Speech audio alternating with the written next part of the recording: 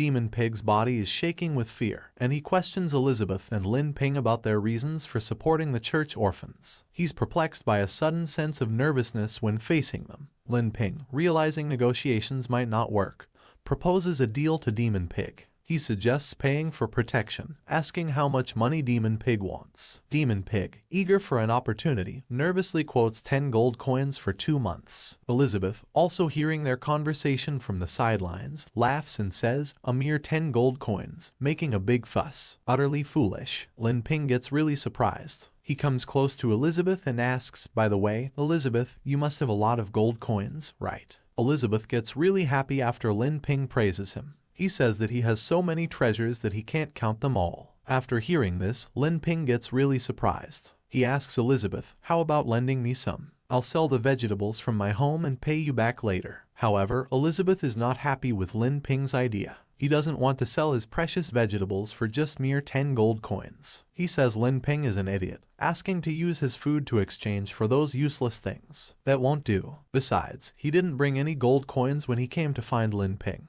After hiring Lin Ping, he hits his head on the ground, getting really surprised. He doesn't know what's going to happen to him. Demon Pig calls his men and asks Lin Ping and Elizabeth if they're going to pay the money or not. Lin Ping is really nervous. He scratches his head with his hand and says he doesn't have any gold coins. He asks if he can use the local products in his bag to make up for it. Demon Pig gets really angry. He says to Lin Ping and Elizabeth that if they are playing with him, he won't listen to their nonsense anymore. He orders his men to kill Lin Ping and capture Elizabeth. Suddenly, a pouch filled with gold coins comes out of nowhere and hits Demon Pig in the face. Demon Pig is really angry. He asks who threw this bag on his face and threatens to kill them. However, he notices something shiny in the pouch. After closely looking at the pouch, he sees it's filled with gold coins and gets really surprised. Then we see a man. His half body is human and the other half is a horse. He asks Demon Pig to stop harassing his friend and leave as soon as he gets the money. His name is Hawthorne Thrice. After seeing him, Demon Pig says it turns out he's from the Sword Saint Guild, Thunder Seabuckthorn. After realizing that he is a really powerful and famous adventurer, Demon Pig says he will give him some face. After getting the money, Demon Pig says to his men, "Let's go." But before he goes, he gives a warning to the little girl that he won't be this lucky next month. After Demon Pig leaves, Lin Ping helps the little girl. The little girl thanks Lin Ping for helping her in this situation when no one else wanted to. Lin Ping is really happy. After seeing that she is okay, Lin Ping also thanks the adventurer for helping them and offers some fruits. If he doesn't mind, please accept it. With a humble smile, Thunder says to Lin Ping, "You don't need to worry, it's a trivial matter." He turns to Elizabeth and says, "If you're willing, I'd like you to partner with me on something. It's just my opinion, but I think this guy doesn't have any good thoughts about Elizabeth." Anyway, let's continue our story. The little girl adjusts his glasses and asks, "What do you mean, partner? What can we help you with?" He says with a suspicious smile, "Let's go somewhere else to talk. If this works out, I think it can also solve our financial problems." Elizabeth folds his hands and says that he is not interested, asking Lin Ping to go. Lin Ping begs Elizabeth not to leave, emphasizing that he just helped them out. "Let's at least see what they have to say, okay?" Little girl younger siblings asks him, "Sister Annie, are you going out?" They are worried about their sister because if she gets in trouble again because of them. Little girl Annie assures them that they don't have to worry. He will be safe. He asks them to go back to the church first. He'll be back soon. When they are about to enter the pub, Horseman asks them, "Once you enter the tavern, stay close to him. You don't know what will happen." When they enter the pub, everyone stares at Elizabeth and Lin Ping. One of the men asks Elizabeth, "Hey, babe, the men around you look like trash. Want to come over here instead?" Lin Ping and little girl know that if they do this, Elizabeth will kill everyone here. After hearing this, Elizabeth's eyes are glowing red. He is really angry and releases his killing intent, asking that man to say that again. After seeing Elizabeth's killing intent, the man who commented on Elizabeth gets really scared. Their whole bodies are shaking with fear. Elizabeth turns his head to Lin Ping and says that it's all his fault for insisting on coming to this lousy place and wasting his time. Elizabeth is really angry at Lin Ping. Lin Ping is nervous and says to Elizabeth that they're already here, so why don't they go in? Horseman asks them to go this way, please, into this private room, and there won't be any outsiders to bother them. Horseman opens the door and says that they are back. Then we see a bunch of cute girls surrounding the Horseman. They say, "Master, you're finally back. We were so worried about you. We wanted to go out and look for you. Please take us with you next time." Horseman turns his head to Lin Ping and says that he forgot to mention he has a few wives here too. After seeing this, Lin Ping gets really surprised. He doesn't have any words to say. He asks him, "You have 4 wives. I knew from the start this man was suspicious. He has 4 wives, and here I am, single. Anyway, let's continue our story." Horseman starts pouring tea for everyone and says, "Let me introduce them to you. First of all, this one next to him is Gasha. Her profession is a shield warrior. Then there's the assassin Lolo, and there's Glee, a mage. And lastly, there's Jelia, she's an amazing elven archer." After seeing someone from the elf race, he says he met a girl with elf bloodline a while ago. Elizabeth asks Horseman to stop with the small talk. It's a waste of time. They need to leave. One of the girls says to Horseman about Elizabeth, "What's the deal with this woman? Her attitude is really annoying." Elizabeth is really angry. He says this is how this queen is. Do they have any opinions? The cat girl says it's really funny. She even calls herself a queen. She asks her master if this woman's brain is okay. The elf girl looks at Elizabeth and says that, after looking at the shape of her ears, she's probably a lowly half-breed with a bit of elven blood. What's she doing in front of me? After hearing this, Elizabeth gets really angry. He says to the elf girl, if he insists on bringing destruction upon herself, then don't blame this queen. If he gets killed. After hearing this, Lin Ping knows that if he doesn't claim Elizabeth, there will be a disaster. Lin Ping gets the pudding from his bag and gives it to Elizabeth. When Elizabeth shows the pudding in Lin Ping's hands, his anger is gone, and he gets really happy. After seeing Elizabeth's happy face, Lin Ping feels relieved and says, luckily, he was prepared. After Elizabeth gets claimed, Lin Ping starts his conversation with the horseman. He says, actually, they come from a very distant and nameless tribe to travel here. Elizabeth is the princess of that tribe, and I am her servant, Le Ping. After hearing Lin Ping's words, the cat girl says, no wonder her behavior and manners are so strange. She is a tribal princess who has never seen the world. Another girl also comments, his name is Elizabeth, right? He's from that uncivilized tribe that worships the demon queen in the demon realm. Huh. That's why his behavior is rude and he is uncivilized. Lin Ping puts his finger on his lips and asks for silence, mentioning that they will hear them. He also explains that it's Elizabeth's first time out, and she's still adapting to the cultural differences. Lin Ping thinks this explanation should make sense, hoping they won't ask any more questions about Elizabeth. The horseman claims everyone and asks them to get back to business. He expresses his desire to invite Elizabeth and Lin Ping to join his team in exploring a dungeon for treasure. However, the horseman is uncertain about the terrifying demonic power emanating from Elizabeth earlier,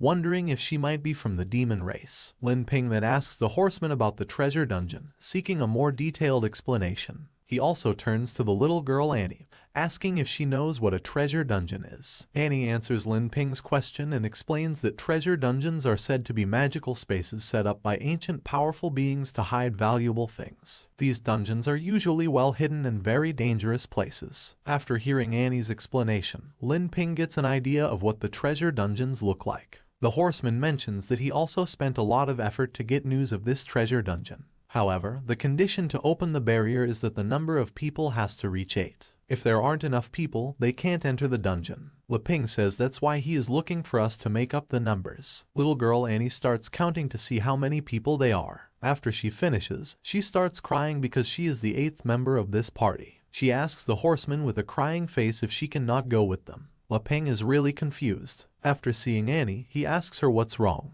Treasure dungeons seem to be precious, shouldn't he be happy to go? Elizabeth doesn't pay any attention to them. He is eating his pudding without any worry. Little girl Annie turns her head to Le Ping's side and says, Brother Le Ping, you don't know. Treasure dungeons are usually very difficult, and he is just a mere 4-star magician. If he goes, he will probably die. People don't know how the power level works in the demon world. Let me explain this for you. There are 10 types of magic power level references: Magician, Mage, Grand Mage, Demon Spirit, Great Demon Spirit, Demon Sect, Demon Sovereign, Demon King, Demon God. Magic power level can be used as one of the reference standards for strength. Le Ping scratches his head and tells Annie that he doesn't know much about magic levels in this world. The horseman reassures Le Ping, saying he just needs to help him meet the number of people condition. The battle inside will be left to them. The treasure he'll get in the end will not be less than theirs, estimating at least a few tens of thousands of gold coins. One of the horsemen's wives mentions that their master single-handedly repelled several dark apostles who wanted to take Jelia a few days ago, demonstrating his strength. Little girl Annie gets really happy hearing this, realizing they can get tens of thousands of gold coins from the dungeon. With that amount of money, they can solve the church's financial problems without any issues. Leping asks Elizabeth to help them make up the numbers to solve their financial problems. Elizabeth, while eating his pudding, doesn't pay attention to Leping's words and says, "Fine, I don't have any problem. Please don't bother the queen from enjoying the delicious pudding." After convincing them, the horseman asks one of his wives to get the crystal ball. She takes the crystal ball from his bag and places it on the table. Leping is really surprised after seeing this crystal ball, not knowing its purpose. The horseman explains that he will show Leping how to use it. Placing his hand on the crystal ball, a bright light comes out, and he says it's Glee's magic measurements crystal ball. Putting his hand on it will measure his magic level. He takes his hand off the crystal ball, and his magic level shows on the crystal ball, registering at 8,769. After seeing this, Leping and little girl Annie are surprised. Leping asks if this is Glee's magic measurements crystal ball, and they just need to put their hand on it to measure their magic level. It turns out to be a crystal ball that visualizes magic levels into numbers, and 8,769 should be at the demon spirit level. The horseman also reveals that his magic level is at 4-star demon spirit, and his wives are all 4 or 5-star grand mages. Since they are going to team up, they should know each other well and cooperate better. After hearing the horseman's words, little girl Annie places her hand on the crystal ball, and it shows Annie's magic level, which is 300. One of the horseman's wives remarks that Annie had more than this value when she first changed her job. Annie is really disappointed, hearing cruel words from the horseman's wife, and starts crying. She apologizes to the horseman's wife, saying that her magic level just won't go up, she's just an average girl. On the other hand, Leping gets really excited after seeing the magic crystal demo. He says, "Let me try it too," knowing that he hasn't learned magic in these years, but as the legendary hero, his potential shouldn't be low either. With full excitement, Leping places his hand on the magic crystal. However, there is no immediate reaction from the crystal ball. Suddenly, a number shows on the crystal ball, indicating that Leping's magic level is 0. After seeing that, the horseman gets really confused. He doesn't know what happened. He has never seen something like that before. He says that even a pure martial arts user wouldn't have a magic level of 0. Leping places his hand on his forehead and explains that someone like him, who has been farming all his life, wouldn't have magic. He sits down on his chair and whispers that he's doomed to have no magic in this life because he never learned more about magic and swordsmanship. He has just been doing farming work all the time. The cat girl is really disappointed after seeing Leping's magic level. She asks him what he can do, stating that he seems to be of no help at all, just a dead weight to the team. After hearing these harsh words, Leping responds that he is good at something, farming. He mentions that he recently harvested some fruit they can try. The horsemen's wives express their disappointment, making fun of Leping. One of the girls comments that he's a typical bumpkin from a remote area, and suggests keeping the fruit for themselves. They don't think they need him. The cat girl wonders if Leping is really just an ordinary servant because he doesn't look like one. The horseman calms everyone down and asks Elizabeth, "Princess Elizabeth, you should also try it. Everyone wants to know what your magic level is." However, Elizabeth doesn't listen to the horseman's words. Leping convinces Elizabeth to cooperate with them. Upon hearing this, Elizabeth gets annoyed and says they want the queen to accompany them to play with these ignorant mortals. He places his hand on the crystal ball, and suddenly, a bright light comes out of the crystal ball, becoming so intense that no one can see what's happening. Everyone closes their eyes due to the intense light. Leping is really scared. He thought if Elizabeth's identity as the demon queen is exposed, it will definitely cause a great uproar. He asked Elizabeth to control his magic level so they will not reveal Elizabeth's true identity. Elizabeth replies that he knows what he's doing. He will not reveal his true power. Elizabeth thought it's rare to come out, so he'll play with Leping. He controls his power, and everyone is really surprised at what's happening. After some time, the crystal ball starts showing Elizabeth's magic level. His level is 8,768. After seeing this, little girl Annie says to everyone that big sis Elizabeth's level is just like Horse Brothers. It's a demon spirit level of strength. After seeing Elizabeth's magic level, the horsemen's wives are really surprised. They don't understand how this pumpkin girl's level is similar to their brothers. One of the girls says, "No way, is this woman also a 4-star demon spirit?" Leping is relieved after seeing that Elizabeth has control over his magic power level. On the other hand, the horseman says that Elizabeth is truly amazing, worthy of being the princess of the kingdom. With her joining, their chances of getting the treasure will greatly increase. Little girl Annie asks the horsemen how they can go to that treasure dungeon. Ping also thinks that this is his second time going out, and he encountered such a good thing. He can learn from them. The horseman asks one of his wives to tell them how they will go to the treasure dungeon. His wife says okay and retrieves a scroll from his bag. He throws the scroll in the air, and it starts glowing. This is a teleportation scroll. With this, they can teleport directly to the treasure dungeon. After using the teleportation scroll, they teleport into the dungeon. After seeing this, Ping is really surprised. He says that he is dizzy from the teleportation. Little girl Annie gets scared after seeing an unknown aura from the dungeon. But Elizabeth does not give a care about the dungeon. He's already faced more dangerous things than this dungeon. The horseman claims everyone and asks them, "Let's not delay, let's go into the treasure dungeon." After seeing this, Elizabeth says that he doesn't want to go and asks Ping, "Let's go home." Upon hearing these words from Elizabeth, the horseman and his wives are really surprised. One of the girls says to Elizabeth, "What is he playing at? He came here and changed his mind at the last minute. Is he messing with us?" Another two also say, "Does he know how many crystals and magic power it takes to make that teleportation scroll? If he doesn't go in, don't think about leaving here either." After hearing this, Elizabeth gets angry and asks them if they have the power, why don't they try to stop him? "Wanna try?" Ping comes forward and says to everyone, "Don't be impulsive, listen to him for a moment. He has an idea." In the next moment, he starts begging Elizabeth, saying that since he came here, just take him to see it. In another instance, a little girl, Annie, asks Elizabeth, did he notice? Inside the cave, there is a magic power that is very similar to him. After hearing Annie's words, Ping thought, a magic power that is very similar to Elizabeth's. What does she mean? He doesn't get what Annie is actually saying. The horseman comes forward, pushes Ping, and asks Elizabeth that he has to trust him. No matter what danger he encounters inside, he will protect him. "Please go in with me, Princess Elizabeth. I hear some cringe-worthy words. I know this man is not good from the start. Please send me some holy water in the comments so I can recover." Let's go back to our story. Elizabeth doesn't care about him. He asks Ping to follow him, mentioning that he'll play with him since he rarely comes out. Ping starts following Elizabeth without saying a word. After seeing this, the horseman grits his teeth in frustration. They start entering the dungeon one by one. Annie is really surprised after entering the dungeon for the first time. Once inside, Ping notices the dungeon barrier closing and asks if they can't go back the way they came. Elizabeth explains that in this special magic space, it's impossible to leave by transfer magic unless they are stronger than the person who set up the barrier. Unless they find the target location and meet the requirements of the barrier setter, none of them can leave. After some time, they reach the main entrance of the dungeon. One of the girls says that as long as they have the master horseman with them, they will definitely get that thing. Another girl whispers, questioning what they will do if they know about that thing. Annie overhears their conversation and asks Sister Jellia what they mean by that thing. Elf girl Jellia ignores Annie's question and mentions that it's gold coins and treasure. She reassures Annie that they won't be left out. On the other hand, Ping asks about the forks in front of them and wonders where they should go.